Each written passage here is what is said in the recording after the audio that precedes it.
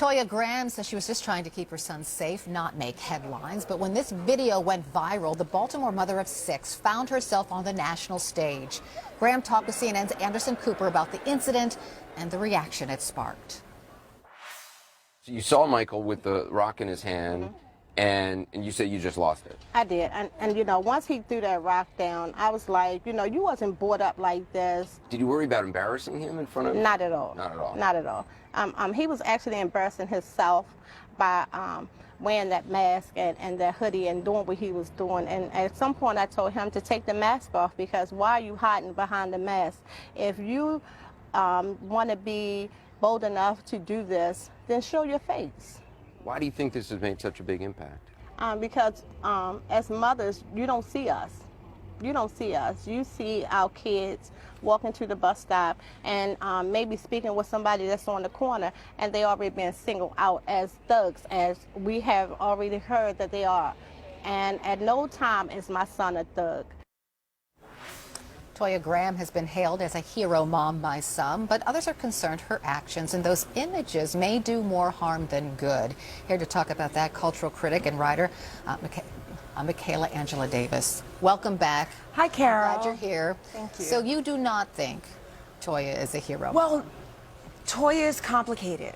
And I just want to be very clear, this is not an indictment of Miss Graham. I feel like every mother has a little Toya in her. But what is important is how complex this image is for us to negotiate, particularly women and particularly black women, that it's a sad day when a traumatized, terrorized, desperate mother beating and cursing her child becomes Mom of the Year, right? So for me, and there are many women with many different voices about how this is complicated. So this is just one point of view, that she is a symbol, not a hero. She symbolizes what incessant brutality, violence, desperation, systemic violence on her, right? And the daily struggle to survive that, that's what that looks like. When your only option is violence, right? When your response is violence. And so that... But some might look at that and say, you know, it's a 15-year-old kid. He's a big kid. She didn't hurt him. He didn't appear hurt. He wasn't flinching from her. Here's the thing. We watched her in terror.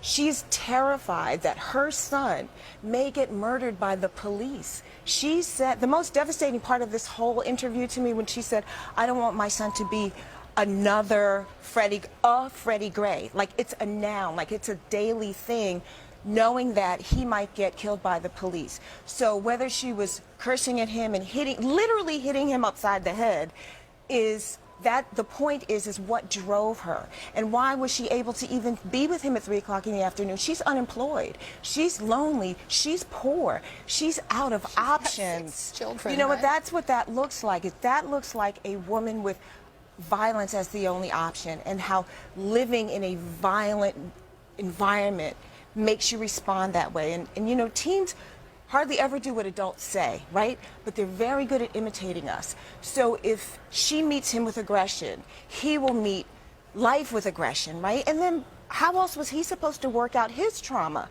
He's a boy throwing rocks.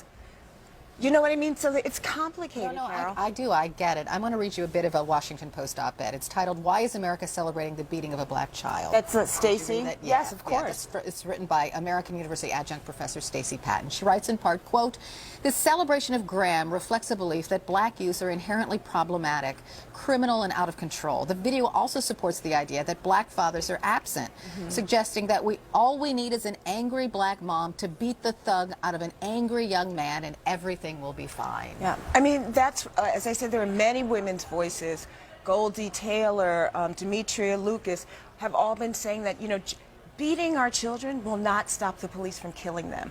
That's, you know, and other people are, Tracy Ellis Ross, you know, the star of Blackish, is like, this is so complicated for me. I have so many feelings. So there are so many of us, particularly black women, who are one generation removed from that, that don't see it as a hero, that don't see that as Mom of the Year, that we get that it's newsy, right? The idea that black mothers can save their children, I mean, it's because we often hear black athletes say that. They think they're mothers. for putting them on the right course, for keeping them out of trouble. We hear that a lot. Yeah, but so she just played into that stereotype that that trope. we hear. Well, it's also part of a legacy, right? There are men who are buried who were beat. There are men in prison who were beat.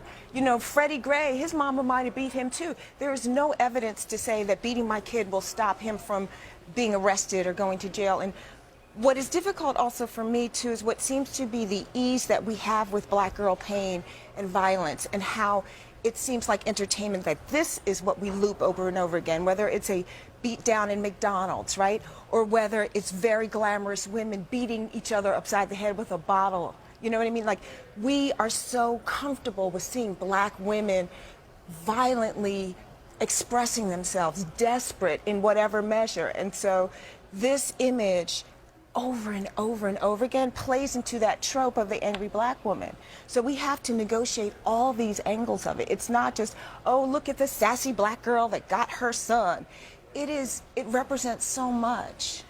Michaela, thank you so much. So interesting. Thank you you so much. I appreciate it.